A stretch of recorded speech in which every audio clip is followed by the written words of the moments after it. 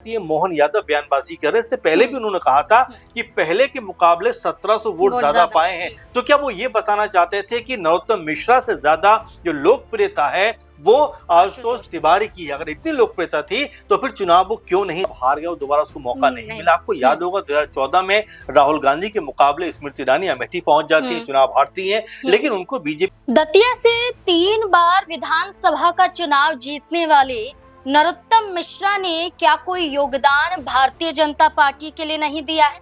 क्या नरोत्तम मिश्रा की मेहनत नहीं है? क्या इस बार भारतीय जनता पार्टी का दतिया उपचुनाव में हार जाना सबसे बड़ी वजह नरोत्तम मिश्रा का चेहरा है? ऐसा क्यों कहा जा रहा है? इसके पीछे की सबसे बड़ी वजह है एक बयान, जो बयान खुद मध्य प्रदेश के मुख्यमंत्री मोहन सिंह यादव द्वारा दिया गया है। मोहन सिंह यादव एक बयान देते हैं कि दतिया सीट तो कभी भारतीय जनता पार्टी की थी ही नहीं, ये सीट तो कांग्रेस पार्टी की थी, इसलिए हर सीट पर जीते लेकिन दतिया पर नहीं जीते क्योंकि ये हमारी सीट थी ही नहीं। चाहे 2023 के विधानसभा चुनाव की बात करें, 164-165 सीटें मिली लेकिन दतिया सीट नहीं मिली। इस बार के उपचुनाव में भी ये सीट हमें नहीं मिली, यानी कि ये सीट हमारी थी ही नहीं। इस तरह का बयान खुद मध्य प्रदेश के मुख्यमंत्री मोहन सिंह यादव के मुंह से निकलना, उनके द्वारा ये बयान देना सवाल तो खड़े करता है कि क्या वो मानते हैं कि नरोत्तम मिश्रा बीजेपी का हिस्सा है ही नहीं, या उनकी मेहनत नहीं, या उन्होंने कोई योगदान ही नहीं दिया है दतिया पर या बीजेपी के लिए पूरे मध्य प्रदेश में। इसी से जुड़े हुए सवाल यहाँ पर बन रहे हैं कि नरोत्तम मिश्रा आखिरकार दबी आवाज में क्यों कह रहे हैं कि वो बीजेपी के साथ हैं और बीजेपी के लिए हमेशा रहें? क्या इसके पीछे कोई दबाव है या फिर कोई बड़ी रणनीति नरोत्तम मिश्रा द्वारा बनाई जा रही है? जो सवाल है उनके जवाब निकालने की कोशिश करेंगे, जानने की कोशिश करेंगे। वरिष्ठ सहयोगी अमन जी हमारे साथ मौजूद हैं। सर, बार बार हम चर्चा कर रहे हैं दतिया उपचुनाव नतीजों के बाद जो तस्वीरें बन रही हैं कि मंथन होगा, पार्टी में कार्यवाही होगी उस चेहरे पर जिसने भी भीतरघात किया है, लेकिन घूम फिर कर बात सिर्फ और सिर्फ नरोत्तम मिश्रा पर आ जाती है। दिल्ली जाते हैं, किसी बड़े नेता से नहीं मिलते हैं और इसके बाद कहते हैं कि वो कोई पद नहीं चाहते हैं, बस चाहते हैं कि पार्टी जिम्मेदारियां सौंपती रहे। लेकिन हम खुद मुख्यमंत्री का इस तरह का बयान देना कि दतिया सीट तो हमारी थी ही नहीं, ये तो कांग्रेस पार्टी की सीट थी, ये बयान कहीं ना कहीं हजम नहीं हो रहा है। आपको क्या लगता है कि नरोत्तम मिश्रा पर निशाना तो नहीं है? देखिए, नरोत्तम मिश्रा को लेकर जब से चुनाव हारी है बीजेपी, लगातार उनके नेता निशाना साध रहे हैं, अप्रत्यक्ष रूप से बयानबाजी कर रहे हैं और तमाम तरह से ये बताने का प्रयास कर रहे हैं कि भाई अगर हम दतिया सीट को हारे हैं तो उसकी वजह जो है वो नरोत्तम मिश्रा है। लेकिन क्या ये कहना काफी है? क्या सिर्फ नरोत्तम मिश्रा को ही जिम्मेदार बताना ठीक है? इस तरह के सवाल इसलिए भी उठ के सामने आते हैं क्योंकि यही वो सीट है, यही वो क्षेत्र है जहां से लगातार 3 दफा नरोत्तम मिश्रा ने चुनाव में जीत दर्ज की है, मंत्री बने हैं, गृह मंत्री रहे हैं। लेकिन अब अगर 23 का चुनाव वो हार जाते हैं तो क्या उनको एकदम से दरकिनार कर देना ठीक था? पहला सवाल ये बनता है कि अगर 23 में वो चुनाव हारे तो क्या उनको उपचुनाव में टिकट नहीं दिया जाना चाहिए था? ये भी एक बहस का मुद्दा जरूर है, क्योंकि अगर एक चुनाव कोई व्यक्ति 3-4 चुनाव लगातार जीत रहा हो और एक चुनाव में उसकी हार हो जाती है तो क्या उनका टिकट काट देना? जबकि वो बहुत ज्यादा अनुभवी नेताओं में शुमार किए जाते हैं, गृह मंत्रालय जैसा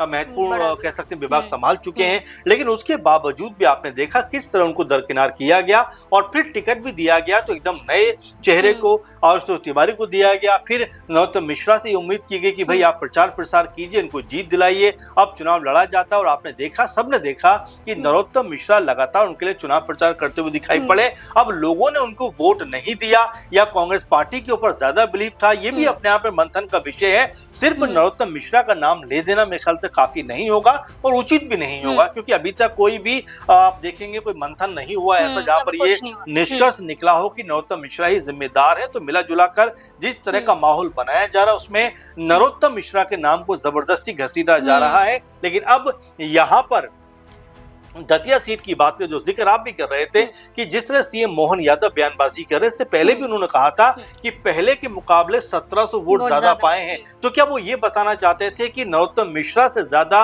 जो लोकप्रियता है वो आशुतोष तिवारी की। अगर इतनी लोकप्रियता थी तो फिर चुनाव वो क्यों नहीं जीत पाए, ये बड़ा प्रश्न बन जाता है। और ऐसे में सिर्फ और सिर्फ हार का जिम्मेदार नरोत्तम मिश्रा को बनाया जाना क्या ठीक है? क्योंकि यहाँ पर मोहन यादव भी प्रचार प्रसार कर रहे थे, यहाँ पर शिवराज सिंह चौहान भी प्रचार प्रसार कर रहे थे, यहाँ पर जो है ज्योतिरादित्य सिंधिया भी प्रचार प्रसार कर रहे थे। पर सवाल ये भी बन जाता है, इतने बड़े चेहरों को उतारने की आखिरकार जरूरत पड़ी क्यों? जब आप खुद कहते हैं कि ये सीट आपकी थी ही नहीं, तो आप इतने बड़े चेहरों को क्यों वहां पर प्रचार के लिए उतार रहे हैं? और दूसरी बात ये भी है कि जब आप ये कहते हैं कि ये सीट आपकी नहीं थी, तो यहाँ पर आप फिर ये सीट नरोत्तम मिश्रा को ही क्यों नहीं देती थी? कि आपको पता था कि यहाँ नहीं जीत पाएंगे, तो चलो एक बार नरोत्तम मिश्रा को दोबारा ट्राई किया जाए। तो इस तरह के सवाल है, क्योंकि आपने देखा कि नरोत्तम मिश्रा को इतना यकीन था चुनाव लड़ने पे, उन्होंने पर्चा पहले ही खरीद लिया था, चुनाव का नामांकन होता पहले खरीद लिया, क्योंकि उनको पूर्ण विश्वास था कि उन्हीं के नाम पर मोहर लगनी है। लेकिन जैसे ही अनाउंसमेंट होता है तो आपने देखा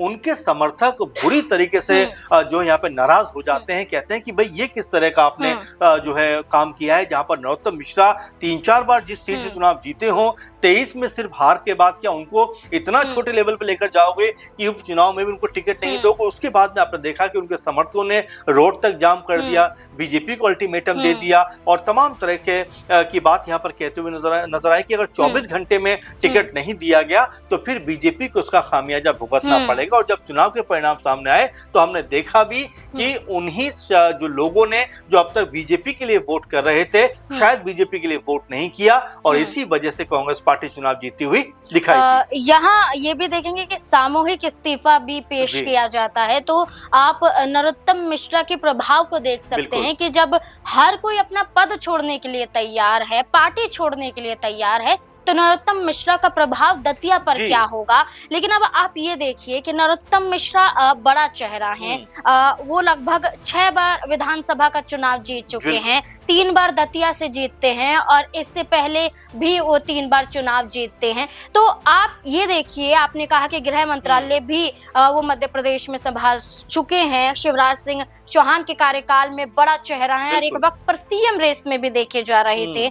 वहीं अगर हम झारखंड में बात करें, चंपई सोरेन जो एक विपक्ष का चेहरा थे, बीजेपी के साथ आते हैं, उनके बेटे को मौका दिया जाता है विधानसभा चुनाव में, हारते हैं तो फिर मौका दिया जाता है, लेकिन नरोत्तम मिश्रा को मौका नहीं दिया जाता है। तो ये भेदभाव तो साफ तौर पर दिखाई दे रहा है। बिल्कुल, और ऐसा नहीं है कि ऐसा नहीं हुआ है कि जो एक बार चुनाव हार गया दोबारा उसको मौका नहीं मिला। आपको याद होगा 2014 में राहुल गांधी के मुकाबले स्मृति ईरानी अमेठी पहुंच जाती है, चुनाव हारती है, लेकिन उनको बीजेपी 2019 में फिर दोबारा टिकट देती है और इस दफा वो राहुल गांधी को हरा देती है। तो कुल मिला जुला कर देखा जाता है कि राजनीति जो है वो तयशुदा नहीं है कि आप ही के पक्ष में लोग आएंगे, लेकिन जब लोगों के बीच आप रहते हैं, काम करते हैं, तो लोगों का जो माहौल है और जो मूड है वो बदलता हुआ दिखाई देता है। ऐसे में अगर नरोत्तम मिश्रा को टिकट दिया गया होता तो शायद बीजेपी के लिए कह सकते हैं यहाँ पर जीत मिलती हुई दिखाई पड़ती, लेकिन आपने एक चुनाव हारने के बाद उनको जिस तरह साइडलाइन कर दिया, जिस तरह से उनको जो है रेस से बाहर कर दिया और ये बताने का प्रयास किया कि भाई अब ये हमारे लिए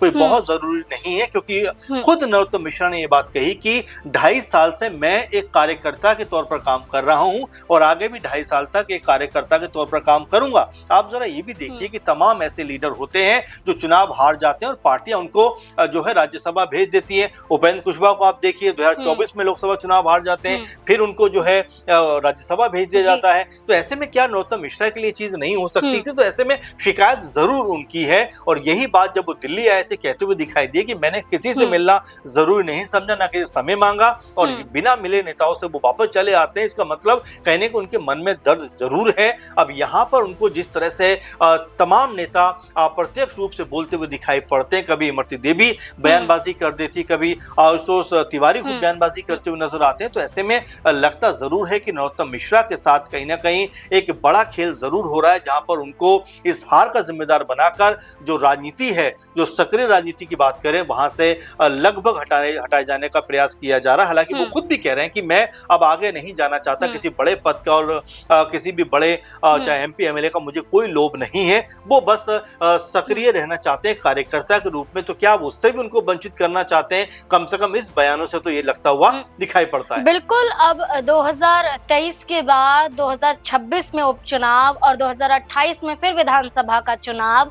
अब ऐसे में तो नजरें ये टिकी हैं कि अगर दतिया विधानसभा सीट है तो क्या बीजेपी नरोत्तम पर विश्वास जता पाएंगी जिस तरह की बयानबाजी हो रही है, या फिर आशुतोष तिवारी के हार का दर्द इतना बीजेपी के अंदर दिखाई दे रहा है, महसूस किया जा रहा है कि उनकी लड़ाई के लिए एक बड़ी कार्यवाही करने की बात होती है और बार बार नरोत्तम मिश्रा के चेहरे को घुमाया जाता है। कभी दिल्ली पहुंच जाते हैं, कभी मध्य प्रदेश में बयानबाजी हो जाती है, तो कभी हर बड़ा चेहरा आकर ये कहता है कि आत्ममंथन जरूरी है, विचार जरूरी है, कार्यवाही जरूरी है। आखिरकार सिर्फ दतिया पर ही क्यों नहीं उन तमाम सीटों पर जहां पर बीजेपी अब तक हार रही है या जीत नहीं पाई है? तो सवाल कई खड़े हो जाते हैं, और सवाल ये खड़े हो जाते हैं कि मुख्यमंत्री मोहन सिंह यादव का एक बड़े मंच पर यह कह देना कि दतिया कांग्रेस पार्टी की सीट है, ये बात पचती नहीं है। आपको क्या लगता है इस पूरे मुद्दे को लेकर? अपनी राय हमारे साथ जरूर साझा करें।